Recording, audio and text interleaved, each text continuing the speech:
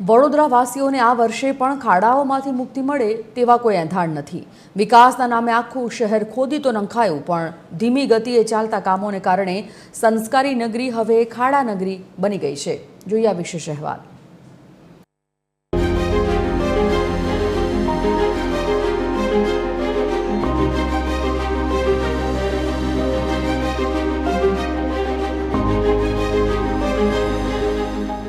વડોદરામાં અત્યારે તમે ગમે ત્યાં નીકળો, ખાડા તમારું સ્વાગત કરશે। ક્યાંક બ્રિજ, ક્યાંક ડ્રેનેજ તો ક્યાંક પાણીની લાઈનો નાખવા માટે આખું શહેર ખોદી નાખવામાં આવ્યું છે।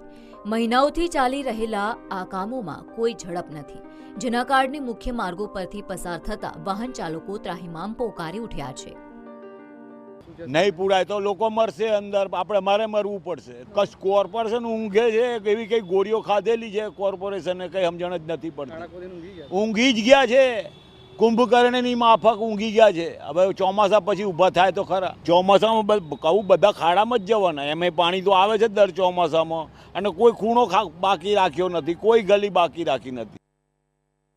તકલીફ તો બહુ જ છે। આ ખોડિયારનગર ઉપવન હેરિટેજની બહાર આપણે ઊભા છે, અને સામે જે કોર્પોરેશનનું કામ ચાલે છે ત્યાં 8 મહિનાથી કંઈ બી સુધારો થયો નથી, અને કાંઈ બી સંપૂર્ણ કામ પૂરું થયું નથી। દુકાનવાળાઓ, ફ્લેટવાળાઓને અને આવડા જવાળા બધાને બહુ તકલીફ છે।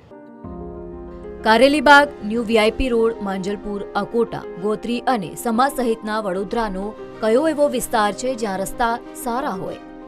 વડોદરાના નાગરિકો માટે ઘરની બહાર નીકળવું એટલે અકસ્માતને આમંત્રણ આપવા જેવું બની ગયું છે। કાચબા ગતિએ ચાલતા કામો અને પાલિકાના અણઘડ વહીવટના પાપે જનતા અત્યારથી જ વેદના ભોગવી રહી છે। હવે તો રાજકોટ પણ વડોદરાથી આગળ નીકળી ગયું।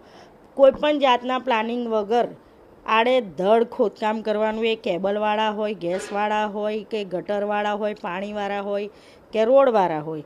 આજે રોડ બનાવ્યો, કાલે ખોદી નાખવાનો। કોઈ પણ જેટકોવાળાએ નવા રોડ ખોદી કાઢ્યા, કોઈ એક્શન નથી લીધા। નિયમ અનુસાર 31 મે પહેલા તમામ કામો પૂરા કરવાના હોય છે, પણ હવે ગણતરીના જ દિવસો બાકી રહ્યા હોવા છતાં વડોદરાના પ્રોજેક્ટ્સ અધૂરા છે। પાલિકામાં સિટી એન્જિનિયર અને ડેપ્યુટી મ્યુનિસિપલ કમિશનર જેવા મહત્વના પદો ખાલી હોવાથી સુપરવિઝનનો અભાવ છે। ખુદ તંત્રે પણ સ્વીકારી લીધું છે કે વરસાદ પહેલા ખાડા પૂરવા શક્ય છે, એટલે હવે માત્ર બેરિકેટિંગ કરીને સંતોષ માણવામાં આવશે। તેવામાં આ ચોમાસે વડોદરાવાસીઓની મુશ્કેલીઓ બેવડાશે તે નક્કી છે। કેટલાક કામો એવા છે કે જે પ્રી મોન્સૂન આ મોન્સૂન પહેલાં પતવાના નથી। જે મોન્સૂન પહેલાં પતવાના છે એ ઓલરેડી કમિશનર સાહેબે અગાઉની મિટિંગોમાં કહી દીધું છે કે એ કામો 31 મે પહેલાં પૂરા કરી દેવાના।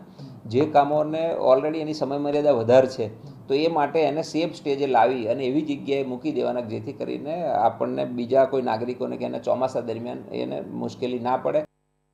વડોદરા મહાનગરપાલિકાના મેયર સહિતના હોદ્દેદારોની નિમણૂકમાં પણ વિલંબ થઈ રહ્યો છે।